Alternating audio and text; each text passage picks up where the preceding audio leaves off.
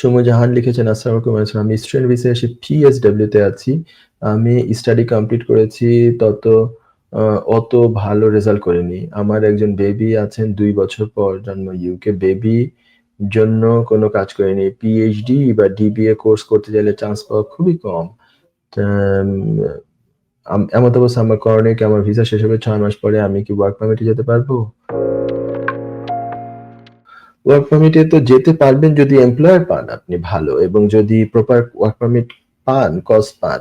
এখন যেহেতু এই RQF লেভেল 6 এর নিচে কোনো জব অ্যাকসেপ্টেবল না অধিকাংশ ক্ষেত্রেই।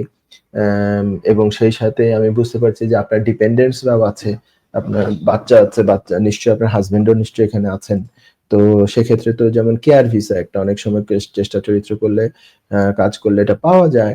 তো পাওয়া গেলে ওখানে আবার ডিপেন্ডেন্ট অ্যালাউড না। এই একটা বড় সমস্যা আছে। সো নরমাল যে বিভিন্ন ধরনের ওয়ার্ক পারমিট আছে এগুলাতে আপনি আ পাওয়াটাই তো দুষ্কর। রিজন হচ্ছে যে এখন তো আগে অনেক জব যেগুলো ছিল RQF লেভেল 6 এর নিচে একটু মধ্যম মানে মিডিয়াম স্কিল জব যেগুলো ছিল, এগুলো সবগুলো বাতিল হয়ে গেছে এখন।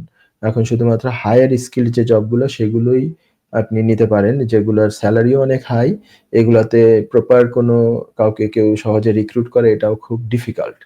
তো আমি আপনাকে বলব যে এখন কোনো লয়ারের শরণাপন্ন হয়ে একবার একটা ভালো আপনি নিতে পারেন, কি বলে কনসালটেশন নিতে পারেন যে কি মানে অপশনস গুলা আছে।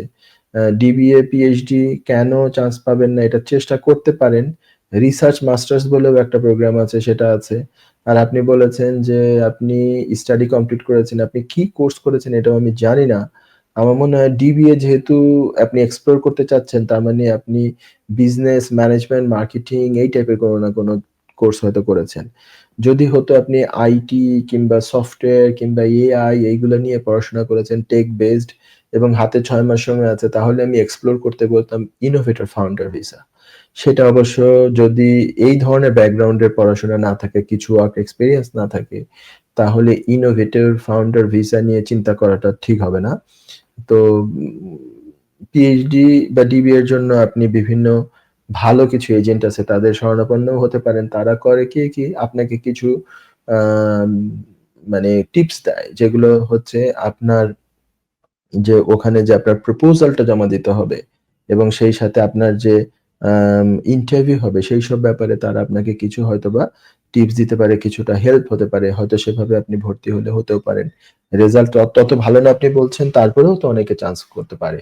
তো আপনি এরকম ভালো কিছু এরকম সব দিকগুলোই আপনি এক্সপ্লোর করেন, এবং আমি আশা করি অন্য আর কোনো এলিমেন্টস হয়তো নাই, থাকলে আপনি বলতেন। আপনাদের নিশ্চয়ই ফিজিক্যাল কোনো ইস্যু নাই। বাচ্চা আশা করি মানে ফিট অ্যান্ড হেলথি। তাহলে আর অন্য কোনো ইস্যু তো আমরা এখানে সামনে আনতেই পারছি না দেখা যাচ্ছে।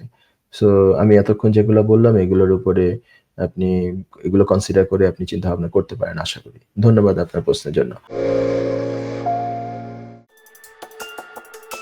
যুক্তরাজ্যের ভিজিটর ভিসা নিয়ে দুশ্চিন্তা? আপনার আত্মীয় বা বন্ধুর ইউকে ভিজিটর ভিসা রিফিউজড হয়েছে? আপনি কি জানেন হোম অফিসের এই সিদ্ধান্তের বিরুদ্ধে জুডিশিয়াল রিভিউ করা যেতে পারে? উইলডেন লিগ্যাল সলিসিটার্স নিয়ে এলো ইউকে ভিজিটর ভিসা রিফিউজালের বিরুদ্ধে নো উইন নো ফি বেসিসে জুডিশিয়াল রিভিউ করার ব্যবস্থা। জি, ঠিকই শুনেছেন, নো উইন নো ফি। তার মানে আপনি আমাদের ফি শুধুমাত্র তখনই পে করবেন যখন আমরা আপনার জুডিশিয়াল রিভিউতে সফলতা এনে দিতে পারবো। আমাদের রয়েছে দীর্ঘদিনের অভিজ্ঞতা সম্পন্ন দক্ষ ইমিগ্রেশন সলিসিটার্স, যারা সর্বোচ্চ গুরুত্ব সহকারে আপনার জুডিশিয়াল রিভিউ পরিচালনা করবে। বিস্তারিত তথ্যের জন্য যোগাযোগ করুন 0207 423 9977। Wilden legal solicitors, your trusted law firm.